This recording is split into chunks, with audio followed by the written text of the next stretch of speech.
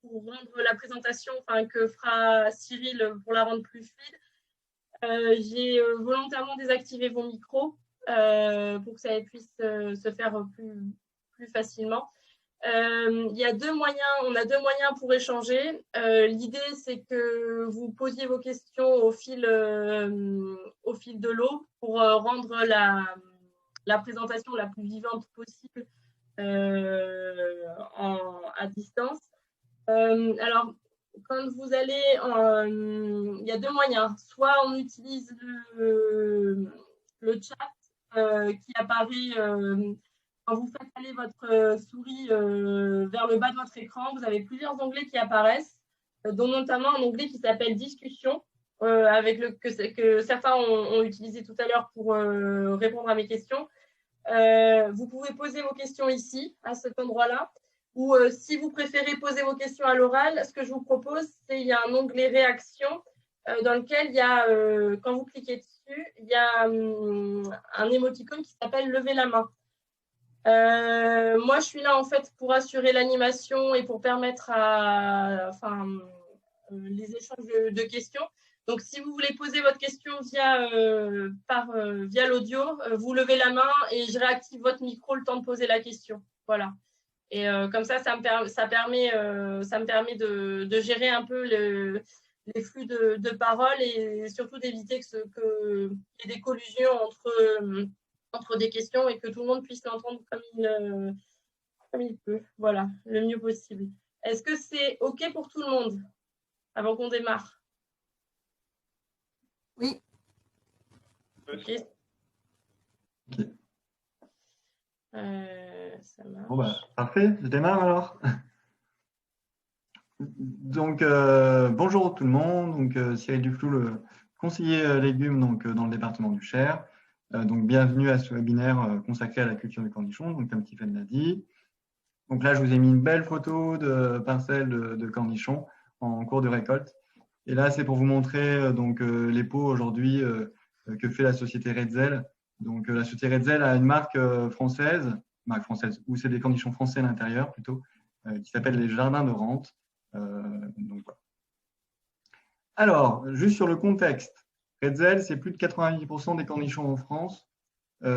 Excusez-moi, plus de 90% des cornichons en France viennent d'Inde. Donc, c'est le cas aussi pour Redzel. De toute manière, eux, ils produisent des cornichons toute l'année et c'est juste pour la période estivale où ils vont faire des cornichons français. L'objectif de Redzel, c'était vraiment de relancer la filière cornichon français, voilà, sous la marque des Jardins de Rente, que je vous ai dit tout à l'heure. Démarrage en 2016 avec 2 agriculteurs. Aujourd'hui, on a une douzaine d'agriculteurs en environ 20 hectares. Avec un objectif, le plus gros agriculteur à 6 hectares, mais globalement, par agriculteur, on est plutôt entre 0,5 à 2 hectares. Pourquoi Redzel a souhaité développer du cornichon français? C'est à la fois parce que ça lui tenait à cœur d'avoir une production plus locale, mais c'est aussi au niveau commercial et marketing de valoriser les produits français. Donc, Redzel a une usine à Bourré, dans le Loir-et-Cher, c'est pas si loin que ça.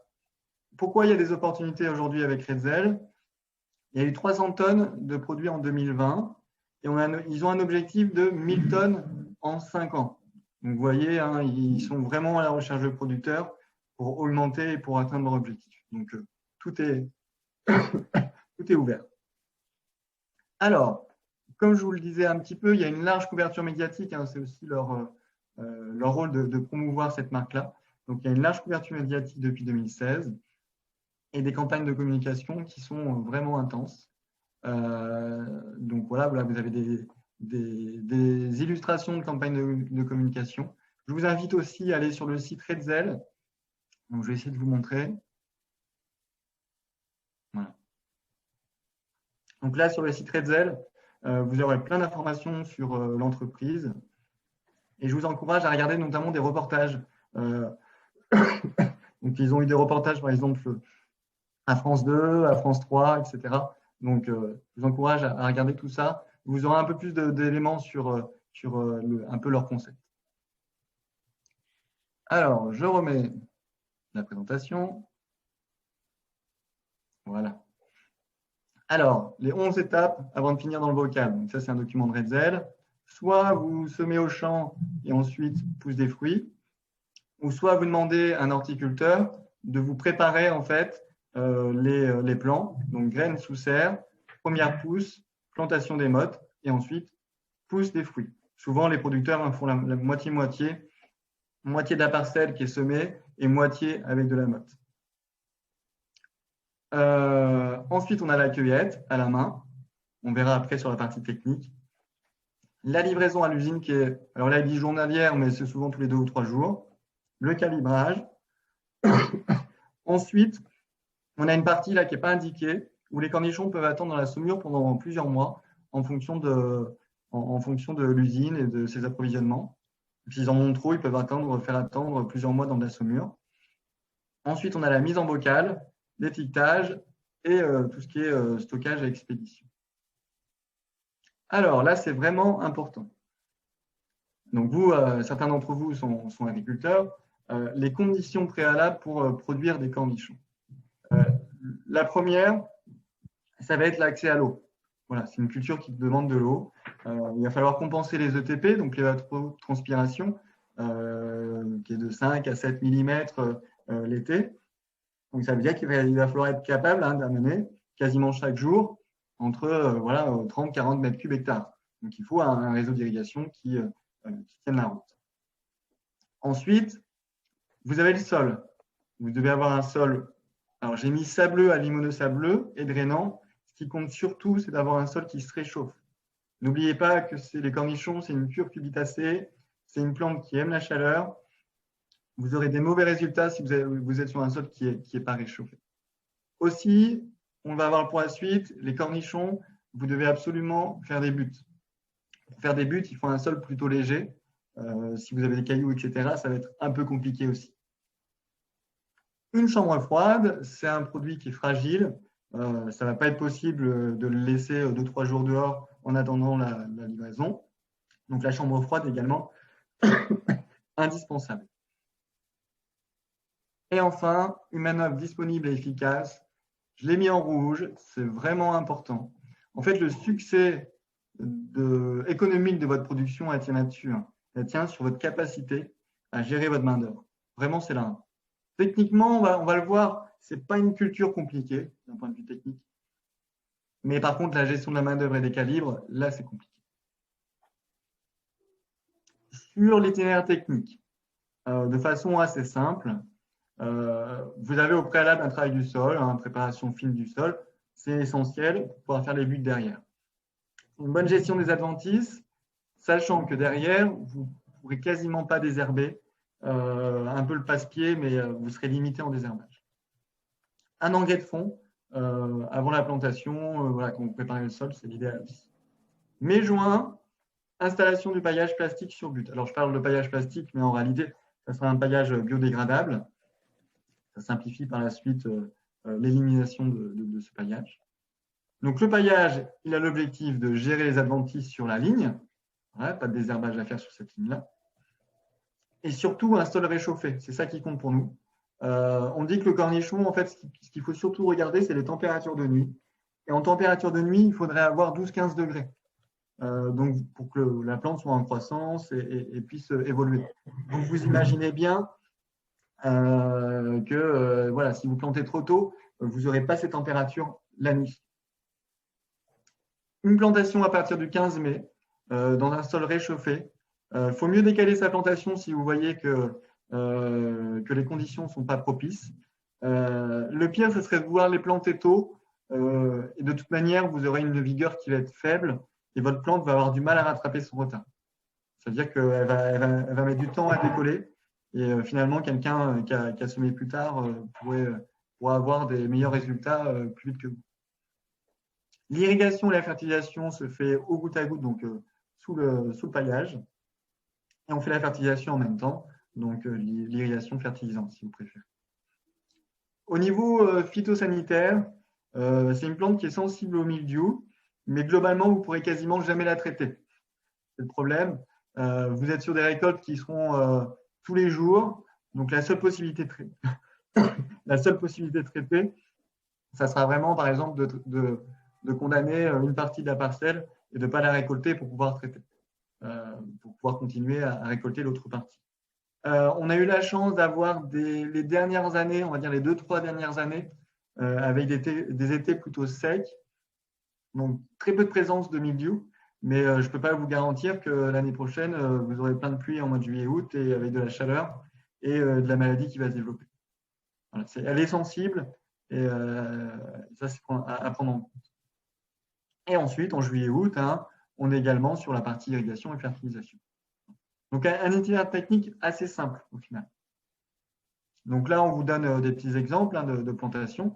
Donc là, c'est une buteuse plastifieuse hein, qui fait les deux en même temps. Donc là, c'était un essai. Hein, donc pour l'instant, la butte, elle n'est pas optimale. C'était le premier essai de Monsieur Fleury et Monsieur Lamelot. Et ensuite, on voit le résultat après. Hein, donc, on a des buttes qui sont quand même en hauteur, hein, qui doivent avoir un certain volume de terre. Et en termes de plantation, on va favoriser les plantations ou les semis en poquet, donc en 2, 3. En fait, il a été remarqué que les tiges des cornichons sont fragiles, et notamment quand il y a du vent. Donc, en fait, le fait qu'ils soient ensemble, ça va un peu les renforcer et ça ne va pas du tout les nez. Donc, dans tous les cas, 2 et après 3 en fonction, plutôt 2. Donc, voilà, là, on voit également une butte qui est bien faite. Alors, la récolte. Je passe vite sur les terrains techniques, mais encore une fois, il n'est pas très compliqué. On va vraiment regarder la partie récolte. Redzel, eux, ce qu'ils souhaitent, c'est avoir des petits calibres. Ils vont vraiment vous rémunérer au petit calibre. C'est plutôt ça.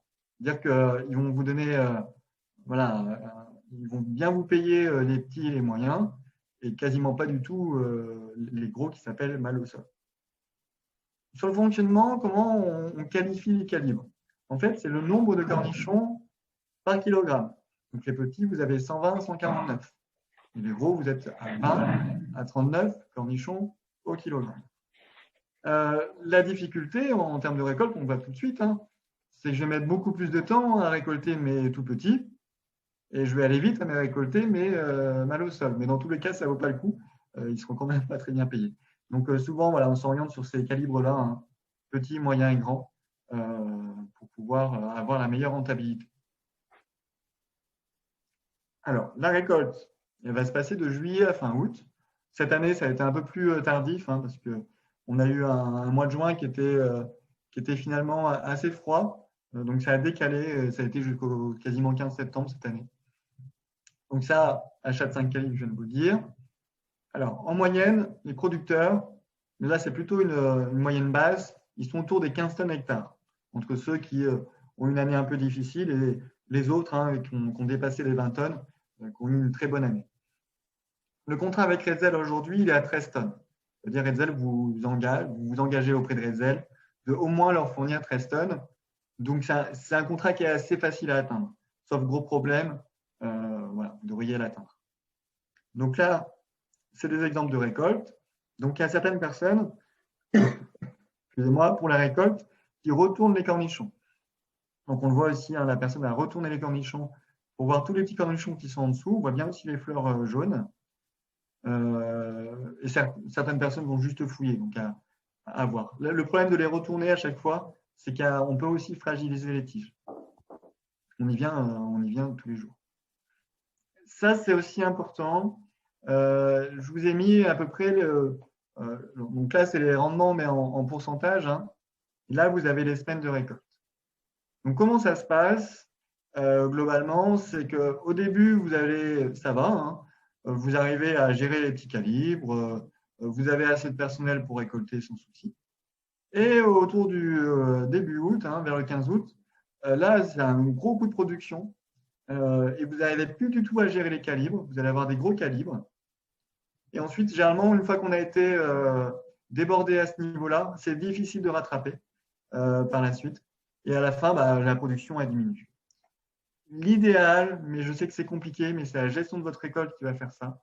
L'idéal, c'est vraiment de pouvoir étaler ce pic-là. Les bons, voilà, ceux qui gèrent bien leur main-d'œuvre et qui gèrent bien les pics de production, dans l'idéal, il faudrait éviter ça. Voilà, il faudrait vraiment pouvoir écraser un peu ce pic-là et avoir des plus petits calibres. Surtout que là, pour le coup, ça ne nous intéresse pas d'avoir du tonnage, hein. On veut des petits calibres. Donc la récolte. Donc c'est mis en caisse et ensuite ça va en chambre froide. Donc ça, je vous l'avais dit, hein, ramassé par Hetzel tous les 2-3 jours. Pour faciliter la logistique. Donc là, ça va avoir l'importance aussi ce que je vais vous dire. Hetzel, eux, ils viennent de l'usine de Bourret, ils prennent l'autoroute, et donc ça, c'est le trajet du camion. Donc ils arrivent à Bornée, où aujourd'hui, il y a 2 producteurs dans ce secteur. Eux, ils nous disent aujourd'hui, moi, je suis OK pour avoir plus de producteurs, parce qu'ils sont en recherche, mais je préférais avoir qu'un point de collecte. Donc, ou être sur le trajet. Pareil, ça serait négociable. Ou être sur le trajet du camion et sur le ramassage, ils nous récupèrent. Ou soit une autre solution qui est aussi envisageable, c'est que dans un autre secteur, par exemple dans le nord du département, vous êtes 3 producteurs à vouloir produire des cornichons. Donc, on peut envisager un deuxième point de collecte. Mais il y a quelqu'un en individuel qui veut se rajouter, ça sera soit sur le trajet ou soit vers Bornée. Il n'y aura pas trop de possibilités. Parce que eux, leur objectif, c'est quand même d'optimiser aussi leur coût de collecte. Donc là, c'est une photo aussi avec les calibres. Alors là, je vais vraiment insister sur cette partie-là parce que c'est vraiment la clé de la réussite. C'est le premier facteur de réussite économique. Il faut compter entre 8 et 15 personnes par hectare, ce qui est beaucoup, mais c'est une culture qui est exigeante à ce niveau-là. Et c'est difficile, en fait, de vraiment adapter le nombre de personnes à la production et au pic de production. Dans l'idéal, il faudrait être plusieurs producteurs et pouvoir s'échanger des personnes si le pic de production est différent. Mais souvent, le pic de production, il est défini en fonction de la météo. Donc, ça ne va pas forcément changer grand-chose. Mais en tout cas, il faut un potentiel de personnes. Aussi, on essaye toujours, quand on peut, d'avoir un rang attitré par personne. Ça permet vraiment de faire du contrôle, contrôler que la personne elle a bien récolté, qu'elle n'a pas oublié des gros, etc. Et si vous ne le faites pas, vous ne pourrez pas le faire. Ça, je le dis, c'est pour moi aussi très important. Il faut un responsable qui soit présent. Le mieux, c'est vous, le patron, mais un responsable pour vérifier les cadences et contrôler les calibres ramassés. Voilà, c'est vous qui allez booster les équipes pour pouvoir avoir le meilleur équilibre entre quantité ramassée et calibre. Ce qui est important aussi, c'est tout ce qui est temps administratif, qui est forcément important, parce que vous aurez beaucoup de contrats à gérer, des feuilles de salaire, etc. Donc ça, il faut aussi quelqu'un dans le temps qui a du temps pour faire ça. Ce qu'on observe aussi, c'est que pour les travailleurs étrangers, il est souvent nécessaire de leur trouver un logement. Alors, c'est eux qui payent leur logement, mais c'est à vous leur trouver un gîte ou quelque chose pour On va regarder les aspects économiques ensemble. On trouvait important en fait, de vous donner des repères au niveau économique. C'est une culture qui coûte cher à mettre en place, notamment à cause de la gestion de la main-d'œuvre. Ces chiffres-là, je vous avertis tout de suite parce que c'est important. C'est l'association des producteurs de cornichons, donc cornichonneurs français, donc ces producteurs qui sont réunis dans une association. Comment on définit ces chiffres-là? Donc, je pense, sur certains aspects, ils sont sûrement surestimés, mais ça nous donne déjà une bonne base. Je préfère les surestimer un peu plutôt que vous ayez des surprises par la suite. Donc, au niveau des charges, vous allez avoir les mottes à réaliser. Hetzel vous fournit gratuitement les graines. Donc, vous les envoyez à l'horticulteur et il va vous préparer des mottes. Donc, ça, c'est un coût. Le paillage en biodégradable, ça coûte cher aussi. On l'a estimé à 900 € à ajuster. Les gouttes à gouttes, donc les gaines jetables, 500 €. Il y en a qui utilisent des gaines qui vont réutiliser les années qui suivent. Le souci, c'est qu'il faut les ramasser, les collecter, bien les ranger. Ça peut poser d'autres problèmes. La partie fertilisation, 750. Protection sanitaire, on est parti sur une année assez calme. Voilà, une année un peu plus difficile. comme en 2016, vous serez plutôt à 350 €. Retraitement des déchets, vous devez payer une taxe, hein, donc on l'évalue à 100 €, et un total de 3 000 € de charges opérationnelles, c'est-à-dire vraiment de produits. Pour l'instant, il n'y a pas de personne qui travaille. À ça, on va rajouter les heures hors récolte. Vous y avez passé du temps, et ce temps-là, il faut le payer. Même si c'est votre temps de travail à vous, il est nécessaire de le payer. On est parti sur un coût de 16,65 € de l'heure. C'est le coût d'entraide, hein, du barème d'entraide. Donc, le pose du paillage et goutte à goutte, c'est 15 heures. Tout ce qui est plantation, en fonction si vous êtes équipé ou pas, ça sera 60 heures à l'hectare à chaque fois, hein. Tout ce qui est façon culturelle, préparation du sol, etc., 15 heures. Du binage pour préparer le sol aussi avant et après sur l'interrant, c'est possible, 60 heures. Le montage du réseau d'irrigation. Si vous n'êtes pas équipé d'une dérouleuse qui va aussi mettre le réseau d'irrigation, on est à 60 heures. Nettoyage de la parcelle en fin de culture, pour un total hors récolte de 250 heures. Donc, on est autour des 4 000 €. De la même façon, il va falloir avoir quelqu'un qui va surveiller pendant toute la saison. Donc, il va passer du temps, hein, quasiment 2-3 heures par jour, voire plus, avec le personnel qui récolte. Donc, ça, on l'évalue à 250 heures. Il sera peut-être moins, ça sera à vous de l'estimer. Donc, on est aussi autour des 4 000 €. Mais c'est aussi un critère à prendre en compte. Vous pouvez pas voilà. Ces coûts-là, il faut qu'ils soient intégrés. Si on fait un récap en fait, hein, des coûts hors main-d'œuvre et hors investissement, donc les charges opérationnelles, on est autour des 3 000 €. Et ensuite, on a mis en place entretien des cultures autour de 4 000 € et heures de suivi 4 000 €. Donc là, je suis à 11 000 €. Je pense que c'est un peu surestimé. On doit être un petit peu moins, à mon avis, on est un petit peu en dessous des 10 000 €. Mais c'est à prendre en compte par la suite. Alors, je ne sais plus si c'est toujours le cas, mais avec les nouveaux producteurs, Redzel s'était engagé de rembourser les frais de mise en culture s'il y avait eu un gros pépin technique. Un gros pépin technique qui ne dépend pas de vous. Voilà. Si vous avez bien géré la culture, il y a eu, je sais pas, un orage de grêle, vous avez une arrêt d'irrigation, etc. Eux, ils s'engagent avant la récolte de vous rembourser. Donc ça, c'est un point important aussi parce que c'est des grosses charges qui sont engagées. Le temps de récolte, c'est vraiment ce qui va faire varier les chiffres et les faire aussi exploser. Donc ça, c'est très variable en fonction du niveau de productivité et du calibre cueilli, forcément. Mais les heures de récolte, hein, elles oscillent entre 3 000 et 4 500 heures par hectare. C'est énorme. Là, par exemple, moi, j'ai écouté une vidéo d'un témoignage d'un producteur dans la Sarthe. Lui, il disait sur 6 hectares, il avait 150 000 € de main-d'œuvre. Donc, ça vous donne une idée. Alors après, sur 6 hectares, il est forcément, c'est beaucoup plus optimisé, il a plus de matériel, etc. Je pense qu'il est un peu moins cher en main-d'œuvre que quelqu'un qui démarre sur un demi-hectare ou un hectare pourrait avoir. Donc, c'est le poste de dépense le plus conséquent. Ensuite, se rajoute, hein, si vous n'avez pas du matériel spécifique, donc une buteuse. De temps en temps, la buteuse, elle peut faire aussi plastifieuse et dérouleuse de gaines. Donc, ça serait l'idéal. Voilà, ça fait économiser aussi. Donc, ça, on l'amortit sur 5 ans. Une enrouleuse, c'est pour ceux qui utilisent notamment du paillage non biodégradable. On va devoir l'enrouler et l'évacuer par la suite. Donc, on peut avoir besoin d'une enrouleuse. Une bineuse et la partie irrigation. Hein. Là, ce n'est pas les gaines, hein, c'est tout ce qui est pompage et réseau d'irrigation qu'il faut de toute manière amortir. Et en plus, si nécessaire, on a le frigo pour 2 000 € et sur site, hein, les toilettes. Hein, vos saisonniers doivent accéder à des toilettes à proximité du site. Donc ça, c'est aussi à prendre en compte la location de toilettes.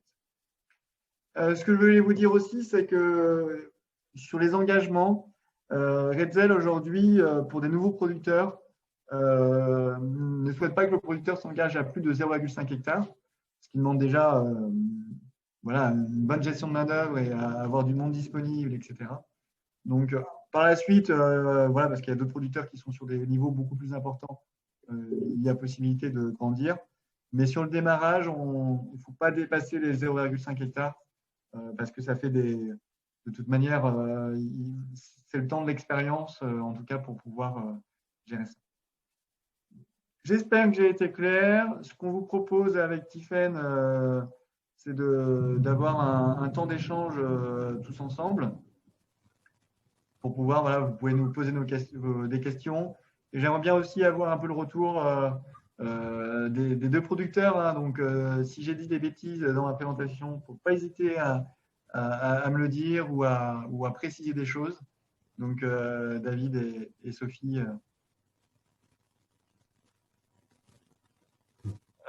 Sophie, est-ce que je peux vous laisser prendre la parole et juste un retour sur votre témoignage, hein, pas forcément long, mais un petit retour.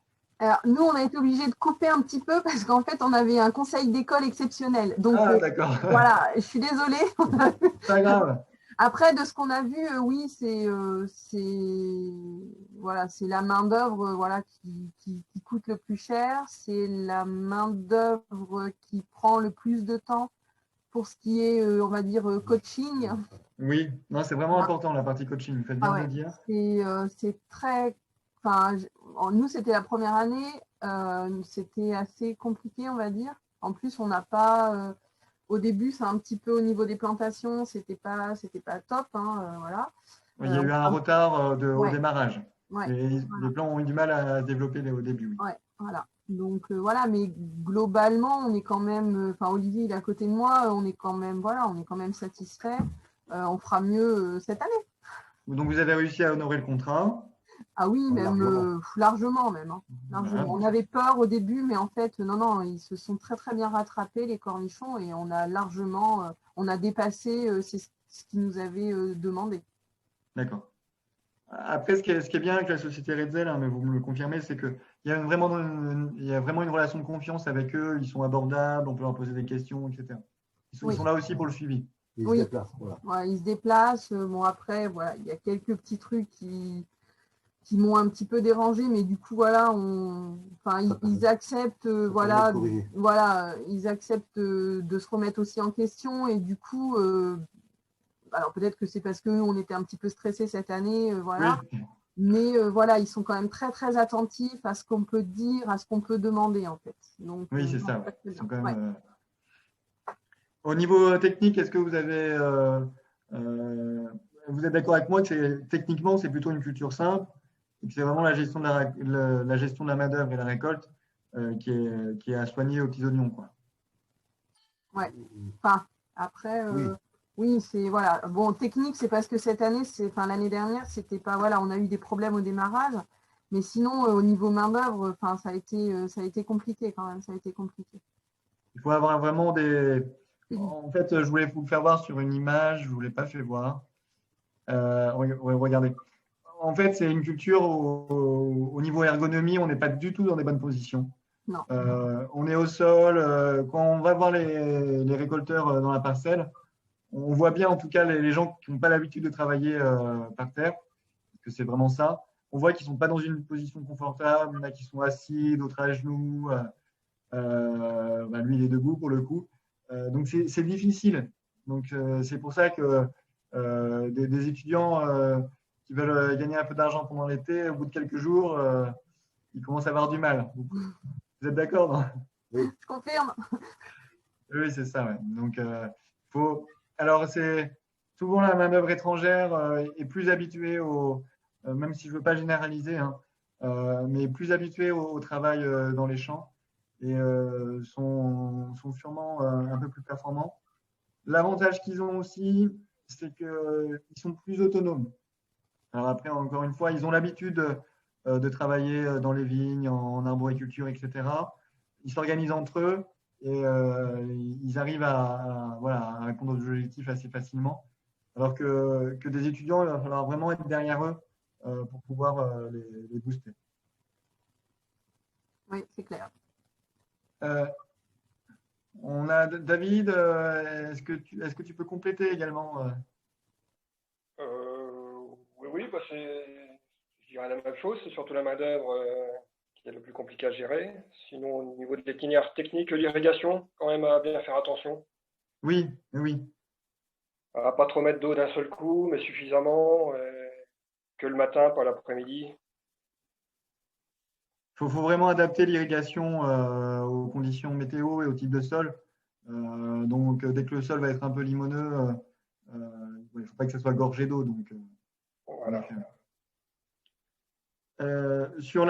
donc David, toi, c'était ta deuxième année. Donc, une première année, on va dire, de test qui était un peu plus difficile, même si ça s'est bien passé. Et cette année, donc l'année dernière, plutôt en 2020, vous avez eu des bons résultats. Je disais une première année qui s'était bien passée, mais on avait perdu de l'argent à la fin quand même. Oui, c'était ça, oui. Ouais. À cause de la main-d'œuvre, de la gestion de la main-d'œuvre, justement. Ouais. Et en 2020? Donc ça s'est beaucoup mieux passé parce que quand on fait des erreurs, on ne les recommence pas une deuxième fois. Oui. On sait après comment il faut faire. Et donc cette année, oui, ça s'est bien passé. Moi, j'ai trouvé que l'avantage de cette année, c'est que vous aviez globalement de la main-d'œuvre qui était autonome. Oui, puis on en avait suffisamment. Il faut bien compter 13 à 15 personnes de l'hectare. Ouais, oui, c'est ça. Ouais. Et comment vous avez géré en fait le fait, comment vous occupez les personnes au début de la production? Vous avez besoin que de 8, mais les autres, vous les occupez comment? Elles viennent pas? Comment ça se gère? C'est ça qui peut être compliqué parce que quand on prend des équipes étrangères, dès qu'elles arrivent, il faut qu'elles travaillent un maximum. Eux, ce qu'ils veulent, c'est faire des heures. Et donc, c'est pour ça qu'il faut quand même avoir quelques étudiants sous la main qu'on peut faire venir, je dirais, à peine une semaine avant, comme leur dire de venir. D'accord. Ouais. La main-d'œuvre étrangère, on ne peut pas leur dire une semaine avant, il faut être là pour commencer à travailler. Oui, il faut que ce soit prévu largement à l'avance. Ouais. Oui. Alors, soit on a trop de personnel, soit on arrive à pas en avoir assez à un moment. Ouais. Et après, de se faire dépasser par les calibres, c'est ce qu'il y a de pire parce que on a du mal à revenir derrière dans les bons calibres. On n'arrive pas à rattraper, c'est ce qui s'était passé la première année. On n'arrive pas à rattraper, il vaut mieux laisser tomber des rangs pour pouvoir rattraper après comme il faut. Oui, c'est ça, ouais. La stratégie, c'est quand on est dépassé, voilà, on se dit la moitié de la parcelle, je l'abandonne parce que je perds de l'argent en fait. Hein, c'est vraiment ça. Il faut tous les jours quasiment calculer combien chaque récolteur me rapporte, hein, le kilo, le prix gagné au kilo, parce qu'à un moment donné, ça va décrocher. Et il faut se dire, OK, j'ai besoin de moins de personnes et la moitié des rangs, je les abandonne. Oui, oui. Ouais, tous les jours, il faut regarder le nombre de caisses qu'on a fait, estimer la quantité par rapport au nombre de personnes qu'on a dans le champ et le nombre d'heures qu'ils ont fait pour ramasser. Oui. Et on connaît notre prix de vente, donc avec ça, on sait s'ils en ramassent assez ou pas. Et Redzel vous fait un retour qualité rapidement aussi. Ils vous disent, une fois que c'est passé à l'usine, ils vous donnent les chiffres. C'est jamais assez rapide. Oui, forcément. Parce qu'ils viennent les chercher que 3 fois par semaine. Donc après le temps, eux, que ça soit trié et puis qu'ils nous renvoient, des fois, c'est 2-3 jours. Quoi. Ouais, on peut perdre en tout entre la récolte et le moment où on a les chiffres une semaine, ce qui est difficile de réajuster si besoin. Quoi. Ouais. Ok. Après, on est d'accord au niveau maladie. Il n'y a pas eu de. La première année, il y avait quelques dégâts d'insectes, notamment une punaise. Oui, on a eu des problèmes d'insectes la première année, mais on n'avait pas fait de traitement. Oui. On avait laissé faire la nature, c'est ce qu'on nous avait dit. Les traitements, c'est compliqué quand on a commencé la récolte, avec les délais de rentrée dans les parcelles. Oui, c'est quasiment impossible. Impossible. Et en milieu, jusqu'à maintenant, on a eu de la chance. On n'a rien eu, juste en fin de récolte. Ça n'a pas occasionné de perte de rendement. Oui, il y a eu 2 années, globalement. Vos 2 années étaient faciles au niveau maladie. Oui. Il n'y avait pas d'oïdium qui se baladait, pas d'inoculum dans l'air. Donc, après, on en a forcément en fin de cycle. Mais ça, c'est pas grave, c'est sur les vieilles feuilles. Oui, ça pénalise pas la culture. Oui, voilà. Sur l'itinéraire technique, donc Sophie aussi, vous avez investi en fait dans une buteuse plastifieuse et qui déroule aussi les gaines. Oui. Voilà. Est-ce que vous avez fait d'autres investissements? Non. D'accord, ok. Non, on avait tout. Il n'y a que la buteuse qu'on a achetée en Cuma. Enfin, buteuse filmeuse, dérouleuse de tuyaux. Oui. Et puis, on l'a fait en Cuma. Ok, ouais, ça c'est une bonne chose. Donc, on utilise du goutte à goutte jetable. Donc, tous les ans, on a le racheter. Donc, ça coûte un peu plus cher que du goutte à goutte classique. Après, le jetable, c'est une sécurité parce que le goutte à goutte classique en gaine, pas en gaine, en tuyau classique, on peut avoir des risques de bouchage à terme. Vous devez avoir un système d'irrigation qui soit vraiment performant. Donc, c'est quand même plus simple d'utiliser de la gaine jetable. Et après, vous n'avez pas besoin de la stocker, bien l'enrouler pour pouvoir. Oui, tout à fait. Mais je voyais dans les coûts que tu as présentés, en goutte à goutte, on était largement au-dessus. D'accord, ok. Ça marche. Bon, c'est à rectifier. Ouais. Ok. Est-ce qu'il y a d'autres éléments que vous souhaitez faire partager? D'autres points de vigilance? Non, je pense qu'on a fait à peu près le tour. Bon, je pense que oui, on a fait le tour, il n'y a pas de souci. Hein. Ok, merci à vous. On va juste voir s'il y a des questions donc des autres des participants.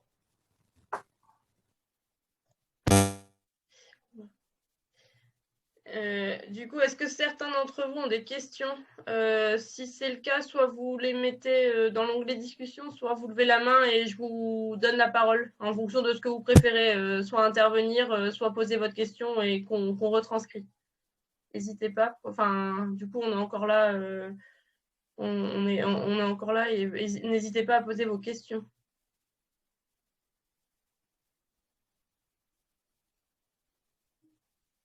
Ou si tout est OK pour vous, vous pouvez le dire aussi. Comme ça, on saura que tout a été vu et que vous avez les informations Est-ce les que informations suffisantes. parmi vous, il y a des producteurs qui souhaitent se lancer?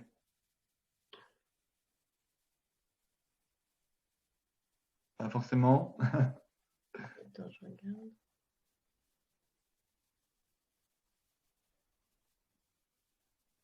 Après, juste, si par exemple, je ne sais pas les agriculteurs où est-ce qu'ils sont situés, mais voir peut-être pouvoir s'entraider au niveau de la main-d'œuvre, comme on a pu faire avec David et puis Baptiste.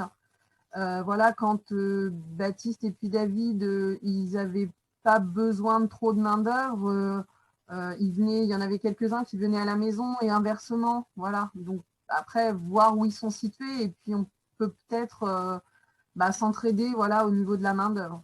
Ça peut être une idée aussi. Ce qu'il faut compter, c'est que pour le coup, vous n'êtes pas du tout en concurrence. Hein. Redzel, comme je vous l'ai montré sur les chiffres, hein, souhaite vraiment développer la filière en France. Donc, il faut vraiment s'aider sur cette culture-là, notamment sur du matériel qui peut être mis en commun. Parce que la buteuse, vous n'allez pas vous en servir tous les jours. Donc, elle tourne sur toutes les parcelles et c'est beaucoup plus simple. Alors, Cyril, on a une question de Magali Santini qui demande comment Redzel et la Chambre d'agriculture trouvent les agriculteurs intéressés par cette filière-là, en dehors du webinaire qu'on organise aujourd'hui. Comment le webinaire, oui, forcément, c'en est un. Si on avait fait une journée transfert, aussi, on avait organisé donc une journée consacrée aux légumes, donc une journée découverte légumes. Donc, l'après-midi, on avait été chez David et Baptiste Lamelot, donc David Fleury et Baptiste Lamelot, pour voir leur parcelle de cornichons. Donc, ça a permis à certains producteurs de se poser des questions. Il y a beaucoup de gens qui sont, pour moi, intéressés, mais on voit bien qu'à partir du moment où on commence à parler de la main-d'œuvre et de la gestion de la main-d'œuvre, c'est un peu plus compliqué. Il faut vraiment avoir des personnes dans le choix des agriculteurs, et c'est aussi ce que Redzel nous dit. Hein. avoir des personnes qui ont l'habitude de gérer de la main-d'œuvre. C'est pour ça que dans beaucoup d'autres départements, vous allez avoir des gens qui ont l'habitude, en fait, déjà, soit des horticulteurs, soit des maraîchers sur des grandes surfaces qui ont plutôt l'habitude de gérer de la main-d'œuvre. Donc, c'est un peu plus simple pour eux. Moi, je considère que dans le Cher, hein, le cornichon, ça peut être vraiment une source de diversification. Hein, on dit que voilà, en Champagne-Berrichonne et ailleurs, on cherche toujours des cultures pour se diversifier. Et là, c'en est une vraie. Si elle est bien conduite, vous y trouvez votre rentabilité. Mais oui, donc les actions de promotion, on essaye de les faire au fur et à mesure. Du coup, je vais laisser la parole à Monsieur Devallière Didier, qui a une question à poser. Allez-y, Monsieur Devallière. Alors, attends, ça marche pas. Ça marche pas. Tac. Ça marche pas. Ouais, peut-être que son micro est. Ouais, ça fonctionne pas. Attends. Vous pouvez nous la poser par écrit autrement? Ah, attends, j'arrive.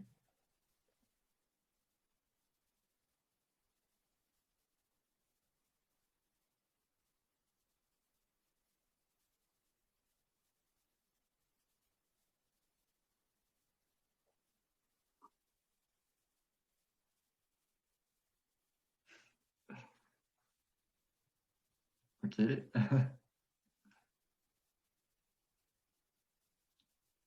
On attend le retour de Tiffaine pour la question.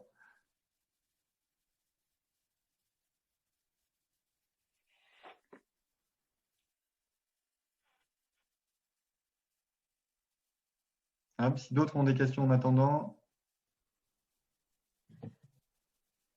Du coup, désolé, on fait avec les moyens du bord.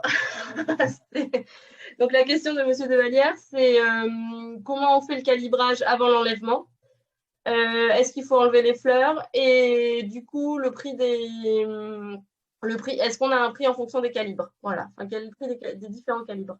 Alors, le calibrage, il y a des producteurs qui calibrent avant pour savoir, pour avoir des données chiffrées. Dans le département du Cher, je ne crois pas que vous calibrez, hein, vous mettez tout en même temps. Est-ce qu'on enlève les fleurs? Oui, les fleurs sont enlevées. Et l'autre question, c'était? C'était en lien avec les prix, les calibres et les prix. En fait, les prix, je ne peux pas vous les communiquer. C'est vraiment Redzel qui va définir avec vous le contrat. Ce n'est pas mon rôle. En fait, nous, on peut vous mettre en relation avec Redzel et la personne qui s'occupe de contractualiser avec les agriculteurs. Mais moi, je ne peux pas. Ça, c'est une donnée privée de l'entreprise. C'est sa stratégie commerciale. Peut-être que les producteurs peuvent le dire, mais non, mais globalement, Sophie et David, c'est les petits qui sont très bien valorisés et les gros, pas grand-chose. Alors après. Vas-y, David. Les petits, les mieux payés, 6,25 € et les plus gros, 64 centimes. Ouais, mais il y a une différence énorme. Oui. Donc ça, c'est les producteurs et notamment l'association des cornichonneurs français qui va négocier avec Redzel sur les contrats et sur les prix de vente. Donc vous, le calibrage, vous le faites, j'ai bien raison, vous le faites pas, hein, tout est mis dans les mêmes caisses et ensuite vous enlevez juste les plus gros en fait qui sont trop gros.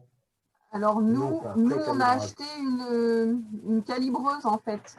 Ah oui. On a acheté d'occasion parce que en fait au début nous on voulait payer à la tâche, au ramassage. Oui. Bon, c'est un petit peu voilà. Après c'est aussi pour voir où est-ce qu'on en est et puis pour faire voir aux cueilleurs.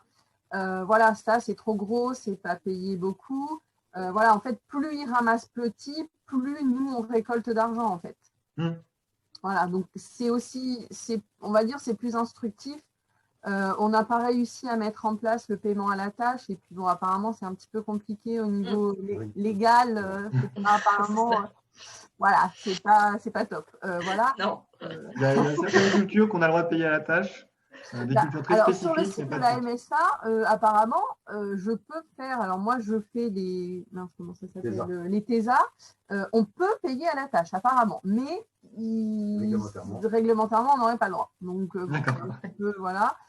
Mais c'est vrai que nous, j'avoue, ils ont très, très bien travaillé, où on a eu beaucoup de petits calibres.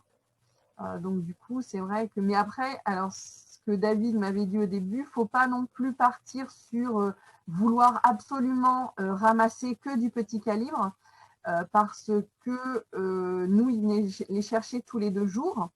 Et donc, le cornichon, il perd du poids, en fait, il perd de l'eau. Donc, du coup, quand il arrive chez Rethel, il y a des fois, on peut être hors calibre, en fait. Donc, ils sont carrément déclassés et là, on n'est pas payé, en fait. Donc, oui, c'est bien. Ouais. Il vaut mieux sur les 5 catégories. Voilà, David, c'est vrai qu'il m'avait bien prévenu avec Baptiste. Voilà, ne cherche pas non plus à avoir du très, très petit calibre, de l'extra fin, mais voilà, entre l'extra fin et la 2e catégorie. Voilà, après, surtout que le petit va être beaucoup plus long à ramasser, donc même s'il est bien payé, est-ce que la surcharge de main-d'œuvre vaut le coup, quoi. Il y a ça à calculer aussi. C'est ce que David, en fait, il expliquait, c'est vraiment tenir au jour le jour. Alors, si on peut, après, nous, on a fait un petit peu l'expérience de peser, voir, voilà, je les ai eu tant d'heures, j'ai ramassé tant de kilos, est-ce que c'est rentable ou pas? Et c'est vrai que, alors, il y a des fois, c'était un petit peu au jour le jour, on leur disait, bon, bah voilà, vous ne revenez pas le lendemain parce qu'il y a trop de petits, et on attendait une journée de plus. En fait, c'est vraiment, faut vraiment faire un petit peu au jour le jour pour voir. Après, c'est économique aussi. Voilà, c'est ce qui est le plus avantageux pour nous. On va pas oui, c'est l'objectif. Par contre, il ne faut pas avoir peur de virer un ramasseur qui ne ramasse pas au moins 6 kilos. Oui, non, mais c'est important de le dire. Ouais. C'est vrai qu'il faut à la fois être gentil avec eux pour qu'ils puissent avoir ils sont contents de revenir, avoir une bonne cadence, mais c'est vrai que des gens qui ont des difficultés. Mais pour la petite histoire, je me souviens de vos réactions aussi, où de temps en temps, ils viennent en voiture, et c'est le mauvais qui conduit la voiture et qui ramène des bons. Donc, quand on vire le mauvais, on vire aussi les… Après, nous, l'expérience qu'on a eue, on a eu des Vietnamiens, d'origine vietnamienne, Français d'origine vietnamienne qui ont très, très bien travaillé. On a pu profiter de l'équipe de Bulgares de Baptiste et David, et on a eu des Français. Moi, je ne veux plus de Français. Moi, je vais être claire, moi, cette année, non. Ils font n'importe quoi, ils m'ont arraché des pieds, ils ne travaillent pas correctement. L'avantage que j'avais, c'est que moi, j'étais dans le champ avec eux, donc je pouvais surveiller. Oui, ça, c'est important. Si vous ne surveillez pas, ça peut tourner vite à la catastrophe. Après, voilà, moi, j'étais tous les jours avec eux, je ramassais avec eux, voilà. Mais c'est du temps qu'il faut consacrer pour que le travail soit bien, bien fait. Et d'avoir des jeunes des travails estivales, c'est bien, mais en fait, il faudrait qu'il reste les 2 mois parce que du coup, en fait, quand on arrive, on va dire au 1er août, on est en plein dans le ramassage et on n'a pas le temps de former d'autres personnes. Voilà, il faut vraiment, si on trouve il faut que les gens soient disponibles les 2 mois. Ouais, un conseil. Après, voilà, nous, ça ne s'est pas passé comme on voulait, mais voilà. C'est une expérience, retour d'expérience. Super, merci beaucoup. Est-ce que, Tiffany, il y a d'autres questions ou d'autres réactions? Non. Personne n'a de questions à poser. Ok. Ce que je vous propose, moi, c'est que je vous enverrai, j'ai préparé une plaquette un petit peu de synthèse. Donc, tous ceux qui sont inscrits au webinaire, vous le recevrez. Et on vous propose aussi de vous mettre le replay et de mettre à ceux qui n'ont pas pu participer le replay. Oui, on le mettra en ligne sur le site internet, je pense. Je verrai comment faire. Je pense que ce sera la semaine prochaine, je pense. Voilà. Ça va, Tiphaine, je te laisse conclure? Oui, si tu veux. Bon, du coup, donc c'est ce que je vous disais en introduction, c'était notre premier webinaire sur avec pour thématique la filière cornichon. L'idée de cette rencontre virtuelle, c'était de vous présenter le contexte de production et de vous permettre d'évaluer la pertinence d'intégrer ce type d'atelier sur vos exploitations. Alors, si vous avez des questions complémentaires qui vous viendraient à l'esprit après le webinaire, n'hésitez pas à nous contacter, que ce soit Cyril ou moi, pour qu'on puisse faire le relais autour vous répondre, faire le relais de l'information auprès de Redzel.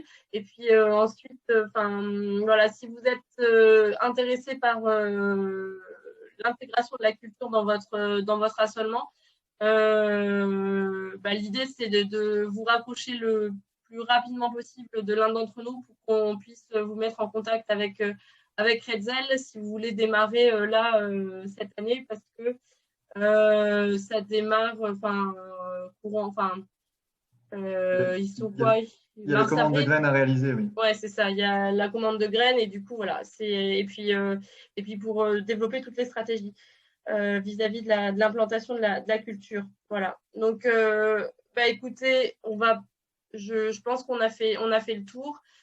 Vous avez nos coordonnées, nos contacts mail, téléphoniques. N'hésitez pas à nous contacter.